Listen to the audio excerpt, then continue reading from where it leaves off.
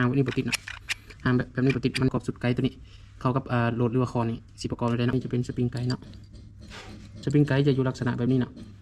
สบายดีไอ้น้องสายลาเนาะมื้อนี้เฮาสิมาแกะตัวนี้จะเป็นสุดเฟรมของ MC เนาะเพราะว่าลูกค้าหลายคนเพิ่นมีปัญหาเวลาหางบ่ติดเนาะหางแบบนี้บ่ติดเนาะหางแบบนี้บ่ติดมันสิมีกรณีอะไรเนาะหรือว่าวิธีประกอบสุดไกด์นี่ประกอบสุดไกด์ตัวนี้เข้ากับโหลดหรือว่าคอนี่สิประกอบอะไรเนาะเฮาสิมาคลิปสั้นๆให้ไอ้น้องเบิ่งเนาะสำหรับมือใหม่เนาะสำหรับคนที่ใช้ MC เนี่ยก่อนอื่นมันเนาะเฮามีกระแจหกเหลี่ยมตัวนี้เฮาไขตัวมิดเฮาไขตัวนี้ก่อนเลยเนาะไขท้ายก่อนเลยส่วนท้ายตัวนี้มันจะมี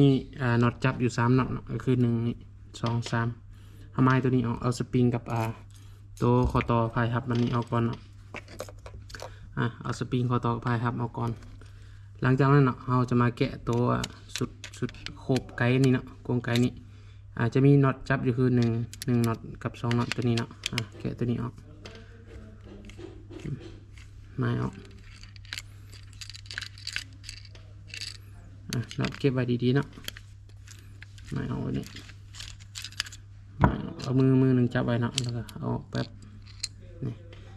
สุดไกด์มันจะมีแบบนี้เนาะมันจะมีสันๆอยู่แบบนี้นี่มี2น็อตแล้วตัวนี้จะสปริงไกด์ตัวนี้จะเป็นสปริงไกด์เนาะสปริงไกด์จะอยู่ลักษณะแบบนี้เนาะลักษณะแบบนี้เวลาเราใส่ก็ต้องใส่แบบนี้เนาะตัวนี้มันสปริงไกด์เอาไว้แล้วเอามาเบิ่งตัวนี้เนาะเอามาเบิ่งระบบตัวหางไกด์มันเนาะระบบตัวหางไกด์มันเขาต้องจือว่าตัวนี้มันข้างในนี่มันคอนเนาะข้างในตัวนี้มันคอนคอนตัวนี้ไปกระแทกวาล์วตัวนี้กระแทกวาล์วตัวใส่นี้ลมก็จะออกนี่มาเนาะออกนี่มาไปนี่แล้วส่วนตัวหางเนาะของ MC มันจะมี2อย่างเนาะก็คือขึ้นคอนแบบนี้แล้วมันจะหางไกด์อยู่ลุมกรณีที่2เวลาเราดึงคันสากแล้วตัวนี้มานำเนาะส่วนตัวนี้มานำนะมันจะมีน็อตจับอยู่ตัวคันไกด์เทิงเนาะจะใส่น็อตมันจะมีน็อตยาวอยู่นี่ตัวหนึ่งเนาะนี่เช็คน็อตตัวนี้เนาะนี่มันจะมีน็อตยาวตัวนี้เนาะถ้าสมมติเรากรณีเราแกะน็อตตัวนี้ออกเนาะนี่แกะน็อตตัวนี้ออกเวลาหางนี่มันจะบกขึ้นมาเนาะเวลาหางมันจะบกขึ้นมาแบบนี้เนาะหางมันจะบกขึ้นมาแบบนี้เลยมันจะบกติดเลยเนาะเพราะว่ายังเขาจะมาแกะคอนนี่เบิ่งกันออกมาเมื่อกี้นี่คอนมันจะเป็นแบบนี้นะลักษณะนี้ตัวนี้จะเป็นคอนตัวอยู่ข้างในเนาะนี่มันจะเป็นแบบนี้แล้วตัวคันสากมันจะอยู่ลักษณะนี้นะคันสากนี่เป็นแบบนี้เลยตัวนี้มันหันแบบนี้เวลาเราดึงเนาะดึงตัวนี้จะพาคันสากมาเนาะพาคอนเนาะพาคอนมาหาไกด์เนาะนี่บอลนี้ก็น่าจะพอเข้าใจเนาะนี่คันสากจะอยู่ลักษณะนี้เลยนี่อยู่ลักษณะนี้เนาะเวลาเราหางแล้วตัวนี้จะพามาเนาะตัวนี้จะดึงคอนขึ้นมาเนาะขึ้นมาหรือว่าเอาหางมันดึงตัวนี้ขึ้นเลยก็ได้เนาะระบบ MC คือมีได้ซ้ำนี้เนาะบ่ได้ยากเอาที่คิดเนาะนี่คันเราเข้าใจมันตัวเพิ่งจะเป็นเข็มเนาะน็อตตัวนี้จะจับเข็มเพิ่งนี้เนาะนี่บัดนี้เราสิมาประกอบขึ้นเนาะประกอบขึ้นกันง่ายๆเนาะเอาตัวนี้จับใส่น็อตนี้แล้วก็หันใส่เข็มโหลดลูกอยู่เพิ่งเนาะมันจะมีหูเนาะมันจะมีเข็มโหลดลูกอยู่นี่เอาใส่มันจะเป็นลักษณะดึงขึ้นดึงลงนี่ได้เนาะแล้วตัวที่2เอาคอนใส่เนาะคอนที่โตก็ไปกระแทกวาล์วคอนเขาก็ต้องเบิ่งซื้อหูเนาะซื้อหูกับตัวนี้เนาะพอมันจะมีน็อต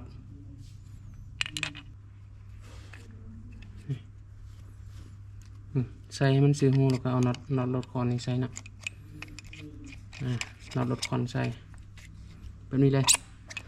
ใส่ตัวนี้แล้วก็น็อตลดคอนใส่แล้วลองดึงเบิ่งเนาะก่อนอื่นลองดึงมันก่อนเนาะนี่ถ้าดึงแล้วตัวนี้มาถือว่าปกติเนาะนี่ถ้าดึงแล้วตัวนี้มามันปกติเพราะว่าเข็มมันจะมีน็อตจับดึงค้อนขึ้นมาเนาะนี่ลักษณะนี้มันปกติเฉพาะ MC เนาะแล้วขั้นตอนที่2เขาก็มาเอาไกด์ใส่เลยเนาะเวลาใส่ไกด์เขาดึงตัวนี้มาก่อนแป๊กดึงตัวนี้มาก่อนเราไกด์จะอยู่ลักษณะนี้เนาะบางเทื่อเวลาเขาขึ้นไกด์แล้วมันบดติดสปริงก็มีส่วนเนาะบางเทื่อสปริงตกลองตัวนี้มันก็ห่างบดติดกันเนาะเอาสปริงต้องอยู่ลักษณะนี้เนาะนี่เดืออยู่ลักษณะนี้นี่ชุดเฟรมก็อยู่ลักษณะนี้เวลาเขาใส่ต้องแน่ตัวนี้ใส่กลางเนาะใส่แป๊บไปนี่มันจะคอยไฟได้นี่ซื้อเบิ่งตัวนี้ให้มันซื้อท้ายเนาะนี่ตัวนี้ซื้อท้ายนี่แล้วก็เอาน็อต2ตัวนี้ก็ใส่เนาะ2ตัวที่เราแกะเมื่อกี้นี่เนาะ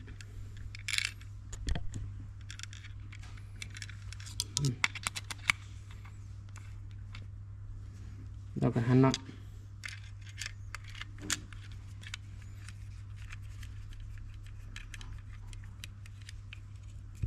หันเท่าตึงๆเนาะนี่เราสิมาลองไกด์ว่ามันรันได้บ่เนาะนี่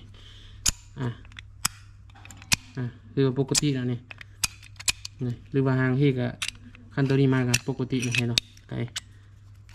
นี่แบบนี้เลยหลังจากได้ปกติแล้วเราก็มาใส่สปริงเนาะใส่สปริงแล้วก็มาใส่แบบนี้แล้วก็จับน็อตเนาะเวลาขึ้นเขาจะยากหน่อยนึง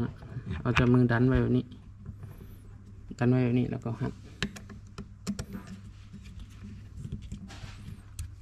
พอตึงมือเนาะ3น็อต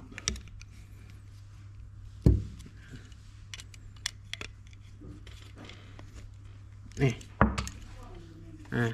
สมบูรณ์เนาะคือว่าแล้วสมบูรณ์มาลองหางเบิ่งเนาะหางตัวนี้ติดเรือหางตัวนี้เรือสีขึ้นคอนทาง